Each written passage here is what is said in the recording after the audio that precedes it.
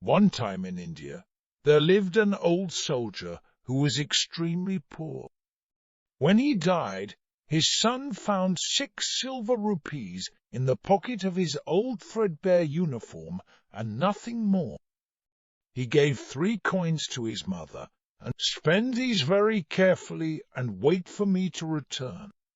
I am going into the world to seek my fortune, and when I return, we shall have more rupees than we can ever spend.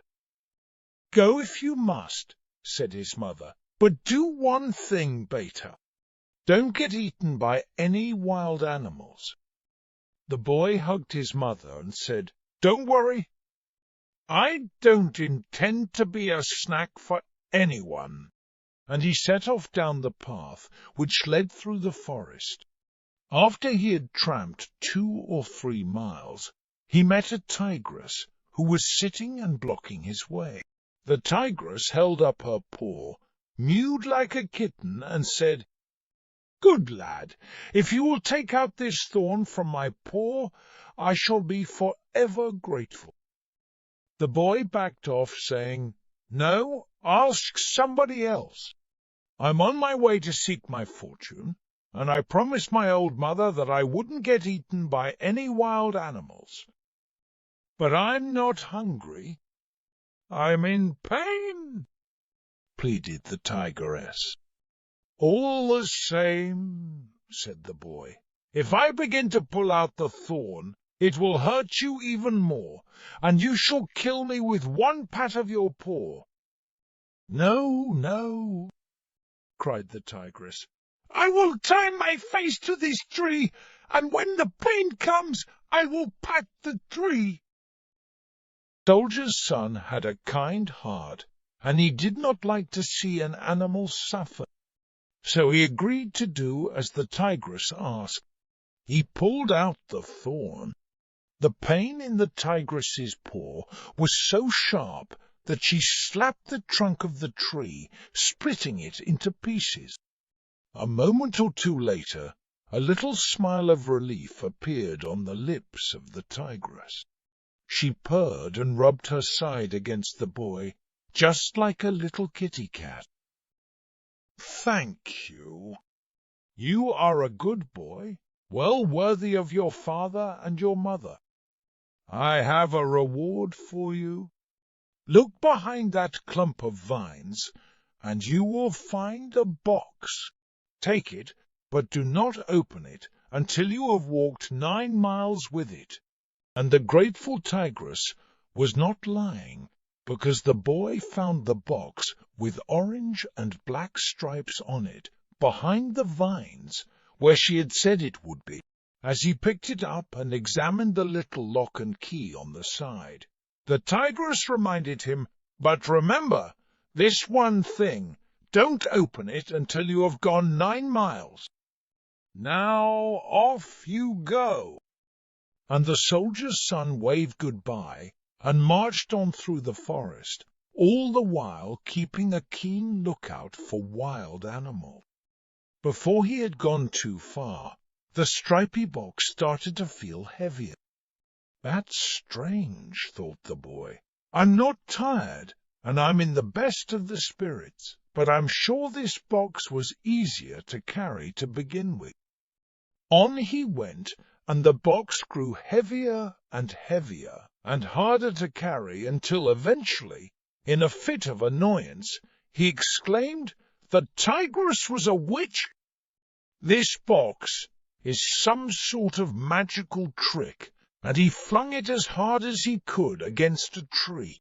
The lid flew off, and much to his surprise, he saw a little man spring out and start running around in circles, waving his hands in the air while making a noise like buzzers.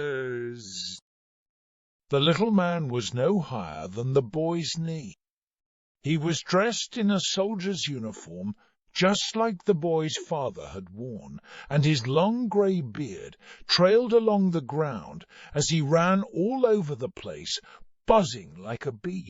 "And who are you?" demanded the soldier's son. Immediately the little man stood to attention and saluted. "I am Sir Buzz, sir," he shouted, just like a soldier on parade. "And why are you so small?" asked the boy, trying not to laugh at the little man. "Because you threw me out of the box too soon, sir." "Well, that was because you were growing so heavy inside that box," replied the boy. "I'm ready to serve you, sir." "What is your command?" "Ready to serve me, are you? Well, I'm rather hungry. Here's 4 rupees.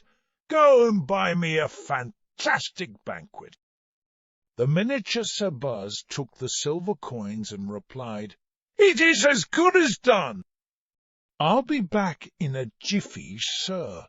Then there was a buzz, a whiz, and a bang, and Sir Buzz shot off through the air. He soon arrived in the town and landed in the market, just on top of the stall that was selling flour. The little man held out a silver rupee and demanded, "Give me a sack of flour double quick." But the stallholder did not reply. You see, Sir Buzz was so tiny that he failed to notice him. "My boss is very hungry and growing impatient for his dinner," called out Sir Buzz, stamping his foot. The stallholder seemed to have been deaf, because he still did not notice the little soldier until he began to buzz and whiz and bang like a firecracker. That got his attention. Now he saw him, and more importantly, he noticed his silver rupee. It seemed unlikely that one so small could carry a sack of flour, but he managed it with ease, and flew off to the next stall, where he bought some vegetables, including mooli and carrots. Next he bought some spices, and finally some cakes. His sack full of food was far bigger than him, but he had no trouble pulling it along, and then with a buzz and whiz and bang, off he flew back to the boy. It turned out that the magical tiger box contained a kitchen full of cooking implements, and soon Sir Buzz had a fire going and was chopping and peeling and stirring. The banquet smelt fantastic and tasted even better. The boy ate his fill, and Sir Buzz exclaimed, "Is that all you can eat? Don't you like my cooking?"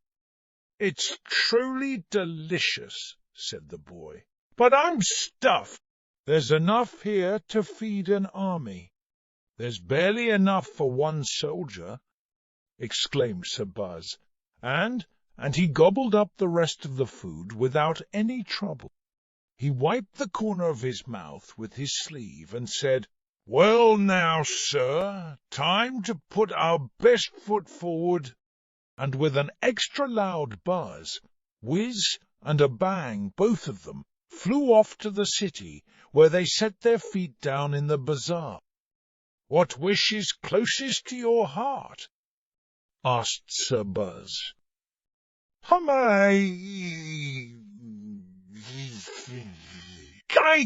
I got married, don't you?" "Certainly, but to whom?" "To a princess, of course." "Of course, sir," replied the little man, while snapping his heels together and saluting. There was a danger that somebody in the bazaar might tread on Sir Buzz by accident if he stayed on the ground. So instead he stood on the boy's shoulder, steadying himself with his hand on the boy's head. Together they went around the bazaar inquiring if anyone knew of a young and beautiful princess who was ready to marry. Several people gave the same answer. For sure, it is well known that the Raj and Rani want Princess Blossom to marry a young prince from the next-door kingdom. She refuses to do as her parents say, and therefore her parents have locked her in the tower until she changes her mind. "And what do people say about this?" asked the boy. People were divided. Some said her parents were right to punish her daughter because she ought to obey them. Others said that the daughter had a perfect right to marry whomever she pleased, or nobody if she so wished. And then the boy asked about how she got her name, and some said she was called Princess Blossom because she weighed only as much as 5 rose petals, but others said it was because she was as fragrant as jasmine blossom.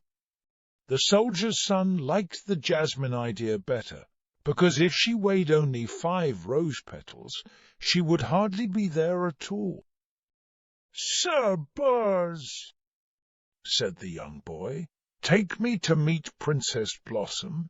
Then the people in the bazaar watched in wonder as the pair flew off with a buzz, a whiz, and a bang. They flew straight through the window of Princess Blossom and landed in her room at the top of the tower.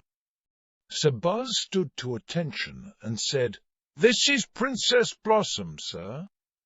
The girl sat up in her bed and was about to scream in horror when the young lad went down on one knee and said, "Princess Blossom, your highness, do not call out. I have come to liberate you from this tower." "Are you a sorcerer?" asked the princess. "No, but I have my own genie. He is very small and very powerful." And he picked up Sir Buzz, still saluting and standing smartly to attention. "Oh, how sweet!" exclaimed the princess. Sir Buzz did not like being called sweet, and he started to go. "Buzz, but hurry!" urged the boy. "Somebody might have seen us fly in through your window. Let us be gone before the guards arrive." And indeed the footsteps of the guards on the stairs could already be heard. "If you can do magic, do it now," cried the princess. The bed rose up and hovered in the air. "All aboard!" commanded Sir Buzz. The boy jumped onto the end of the bed, and at that moment the roof of the tower dissolved, and they could see sky and clouds above them. Soon they were flying just below the clouds and looking down on the city, and all the people in the bazaar looked like tiny ants, and thick, tall trees seemed like blades of grass. Princess Blossom's hair flew in the breeze, and she called out, "What's that sound?" "Do you mean that sound that goes bez?" asked the boy. "That's Sir Buzz. He always makes that sound when he performs magic." "Well, his magic is amazing!" cried out the princess. The couple were married in a temple on top of a mountain, and then they flew around all over India to see the great sights such as the Taj-e-Mahal, the Golden Temple of Amritsar, the river Ganges, and the holy city of Benares. Finally the couple settled down in a little house with a beautiful garden, a spring, and an orchard. After a while the boy said to Sir Buzz, "Sir Buzz, you have served us loyally and done all you can for us. Now it is time for you to retire. You may return to your mistress, the tigress." Sir Buzz stood to attention and saluted. "If that is your wish, then I shall leave," said Sir Buzz. "But if I may be so bold, I suggest you keep a little lock of my grey beard, and if you ever need me, burn it, and I shall be by your side in the blink of an eye, sir." The boy agreed. Sir Buzz cut off the tip of his grey beard and handed it to him. The boy then gave it to Princess Blossom, who kept it in a golden locket that hung around her neck. When it was all done, Sir Buzz departed with a buzz, a whiz, and a bang. For a while the happy couple lived quietly, but eventually the boy remembered his old mother. He told the princess that he had to visit her to make sure she had enough to eat. Princess Blossom would not think of leaving his side, so they travelled together. Their journey took them through the forest. Naturally, the boy was on the lookout for any wild animals that might try to eat them, and he kept one hand on the hilt of his sword as the path went deeper into the forest and the light grew less and less.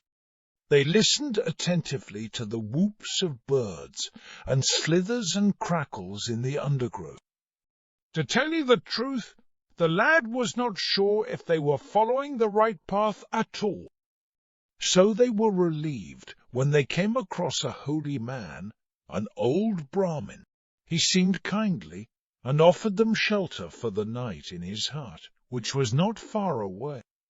The hut turned out to be quite a fancy house. He left them in the kitchen, saying that they could cook whatever they wished. He only asked them not to open the cupboard with the golden key. The couple found all sorts of ingredients and began to prepare dinner. Of course, the boy could not resist peeking inside the cupboard with the golden key, and he found all sorts of gold and jewels inside. He quickly shut the door and locked it. Now you might have guessed, the kindly holy man was neither kindly nor holy. He was a monster or monster in disguise. As soon as dinner was ready, he appeared in the kitchen in his real form, with several ugly heads and lots of sharp teeth. The boy thought of his mother, and how she had warned him to avoid wild beasts in the forest. Now he had been caught by one. "Thank you for preparing dinner," said the monster. "You will make tasty appetizers, though it is a shame the princess does not have much meat on her." As he spoke, there was a loud buzzes, and then a whiz and a bang, because the princess had thought quickly and burned the lock of Sir Buzz's grey beard in the fire. In a moment the little man was standing on the table. "What is this pint-sized old soldier doing in my kitchen?" demanded the monster.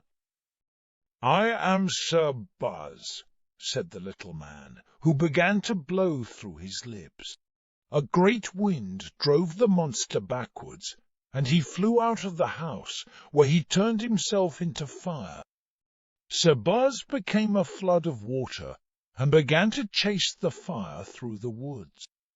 The fire soon became a bird, and took off into the air, and Sir Buzz became a hawk that chased the bird all the way through the sky to the court of the great god, Lord Indra, who was surrounded by musicians and dancers. The bird landed on Lord Indra's lap and became a rose.